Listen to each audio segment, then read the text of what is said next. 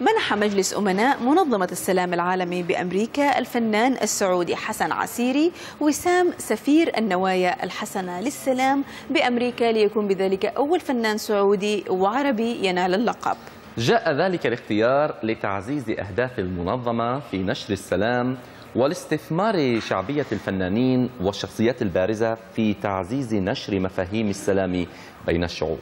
للحديث عن الموضوع ينضم إلينا من الرياض الفنان السعودي حسن عسيري والسفير أيضا، خلينا نقول من الآن فصاعدا.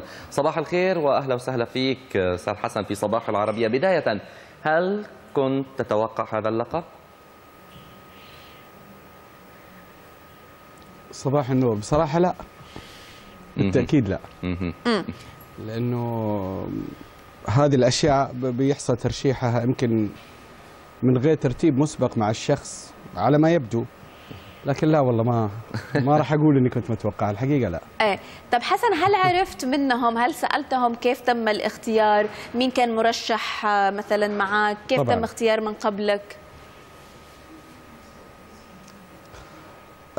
أولا هي جائزة، هي منظمة تقدم جائزة السلام العالمي في أمريكا، وهذه أول سنة يستحدثوا وسام سفير النوايا الحسنة للسلام تحديدا. أيوة. جائزة السلام العالمي طبعا قدمت 2011 لمولاي خادم الحرمين الشريفين الملك عبد الله، قبلها قدمت لسمو الشيخ حمد أمير قطر ولجلالة الملك محمد السادس. هذا العام استحدثت جائزة وسام السفير النوايا الحسن للسلام. نعم. أنا اللي فهمت أنه كان في 19. أنا تكلمت مع الأخوان في رئيس مجلس الأمناء الدكتور أسامة والمتحدث باسم المنظمة، وعرفت أنه كان في 19 اسم مرشح من دول مختلفة من الشرق الأوسط. أيوة. وبعض الدول العالمية، لكن أنا أعتقد أنه الترشيح ربما يكون لاعتبارات تخص المملكة أكثر مني أنا، يعني أيوة. أنا أحس أنه دور المملكة في السلام العالمي، دور الملك في إرساء قيم التسامح والعدالة، أنا أعتقد أنها كانت مشجع، ولا لو علي أنا يمكن ما يعني أحس أنهم هم يمكن تقدير لبلدي أكثر مني يعني. طيب الآن يعني أكيد هذا اللقب مش مجرد لقب تحمله فقط، سيكون هناك نشاطات، فعاليات منوطة بك. شو البرنامج راح يكون بالتالي بناء على منحك هاللقب؟ طبعا سفير النوايا الحسنة للسلام مطلوب منه أنه هو يساعد في نشر ثقافة السلام، مطلوب منه أنه هو يتواجد في مناطق يلفت نظر العالم، على الأقل العالم اللي هو يعيش فيه والمحيط فيه، إلى أهمية السلام في هذه المناطق. لكن الحقيقة أنا كان حديثي مع الأخوان أنه مجرد زيارة لمخيم، وإن كانت مهمة، أو مجرد زيارة لحدود أو هذه الأشياء أكيد لا شك أنها مهمة، لكن أنا أعتقد أنه هذه تنتهي بشكل لحظي. أنا الحقيقة كنت أفكر في فكرة مشروع متكامل مثلا، يعني وهو تأسيس حالة من مثلا. أنا طبعا الموضوع على فكرة ما صار له يومين أنا بتكلم مع الأخوان أنه إيش إمكانية أنه إحنا يكون في فريق من منطقة الخليج من الأطفال اللي يهتموا بالسلام، و يعني ما بقول هو السلام مسألة فطرية، ولكن يتدربون على القيم الأساسية المطلوبة في وجدان الإنسان عن السلام.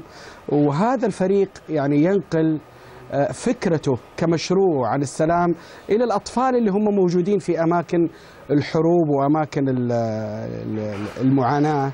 أنا ما حبيت أنه يكون مشروع فقط مجرد زيارات أو كذا، ولا زال الموضوع تحت التفكير والمداولات معهم أيضا.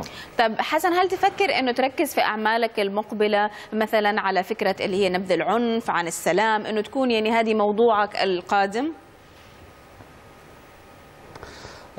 لو تتذكرين عزيزتي، احنا في سلسلة أفلام الساكنات كانت كلها تدعو للسلام، تدعو ضد أي شيء عنيف. يعني احنا كنا، واعتقد هذا في البيان الرسمي لمجلس الأمناء، انه الأعمال اللي قدمها حسن عسيري كانت تدعو إلى رفض العنف بشكل كامل، العنف ضد الطفل، العنف ضد المرأة، العنف قد بدت للناس أو كثير من الناس تعاملوا معها إنها أعمال كانت قاسية، ولكن إحنا كنا متعمدين، كان يمكن وإحنا نطرحها نقدمها بشكل خفيف، لكن إحنا تعمدنا أنهم يشعرون بمدى القسوة والألم اللي ممكن تجدوا امرأة مظلومة أو يجدوا طفل مظلوم، وإنه هذا نوع من أنواع اللا سلام. نعم. انه يشعر الانسان حتى لو كان في محيط ضيق انه ما يعيش في سلام. طيب هذا اللقب يعني هل له فترة زمنية محددة وبالتالي يمنح اللقب لشخص من بعدك؟ اللي انا طبعا سالت عن كذا، فانا اللي فهمته انه هذا وسام يبقى مدى الحياه. هذه المنظمه منظمه جائزه السلام العالمي تمنحه مدى الحياه يمكن يكون يختلف عن بقيه سفراء النوايا الحسنه اللي يمكن يكون لفترات محدده، لكن هذا هو يقيم تجربتك بالكامل، وبعد ذلك يكون هذا الوسام هي مسؤوليه متواصلة، وربنا إن شاء الله يقدرنا أن نكون على قد هذه المسؤولية. أيوة، هل تركيزك حيكون على منطقة معينة؟ يعني هل أنت بس حتكون يعني مسؤول عن العالم العربي مثلا، ولا بشكل عام العالم يعني؟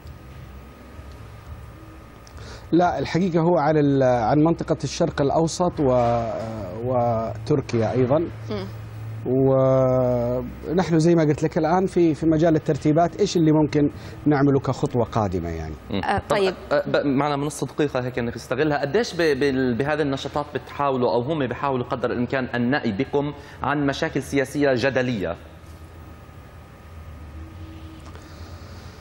والله يعني أنا أقول لك، أنا أعتقد أنه هذه المنطقة أكيد يعني مقبلين عليها. ربما من الاقتراحات اللي كان يتم الحديث فيها أنه ما هي إمكانية أنه الممثل في مناطق النزاع العربية اللي ممكن يكون هو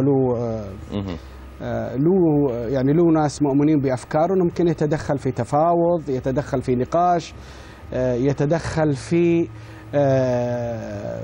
مفاوضات تفصيلية. لكن أنا أعتقد أنه هذه مسؤولية يجب أن الواحد يتصدى لها مهما كان فيها من أي مخاطر كانت أو أي عوائق، لأنه هو بيمثل قبل ما يمثل بلده